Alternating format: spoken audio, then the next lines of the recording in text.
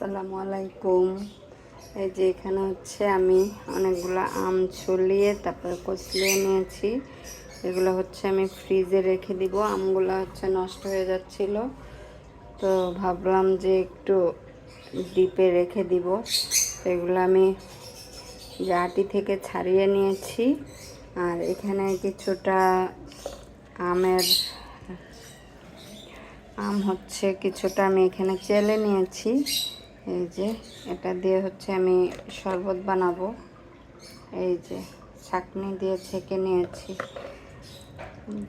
অনেকে আবার ব্লেন্ডার করেও করে, তো আমি আর একটুর জন্য ব্লেন্ডার করলাম না, তো এটা এমনিই কচলিয়ে চেলে নিয়েছি। কে কিভাবে আমের জুস বানান জানাবেন। এই যে আমি হচ্ছে এইভাবে করলাম।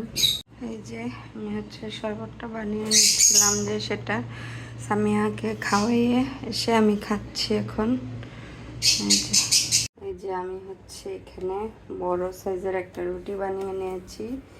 তো 3টা বানাবো, আমরা 3জন মানুষ। এই যে এখানে ডিম, তারপর হচ্ছে পেঁয়াজ, মরিচ সব হচ্ছে ঘুটে নিয়েছি।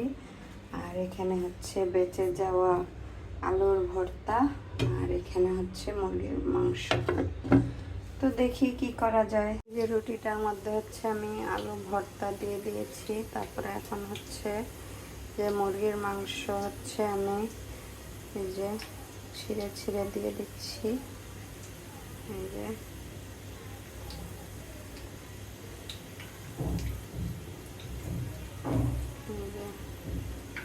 মুরগির মাংস দিয়ে, তো এটার মধ্যে হচ্ছে আমি যে ডিম দিয়ে দিব।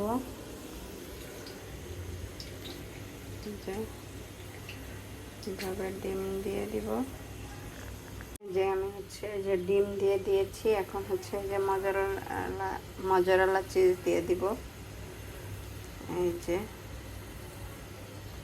এভাবে।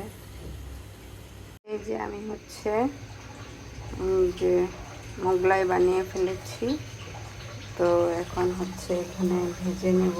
কড়াইতে তেল দিয়ে দিয়েছি, তো ভেজে নিচ্ছি। ভাজ করে নিলাম। আর এখানে হচ্ছে এটা যে ফেটে গিয়েছে ফুলে ফুলে, যে এখানে হচ্ছে এই ভাজটা খুলে গিয়েছে। আমি হচ্ছে এটাও ভেজে নিলাম। এই যে আরেকটা ভাজবো, এটাও রেডি। তো ভেজে হচ্ছে আমরা খাবো। আমি হচ্ছে এখানে কেটে নিয়েছি। এই যে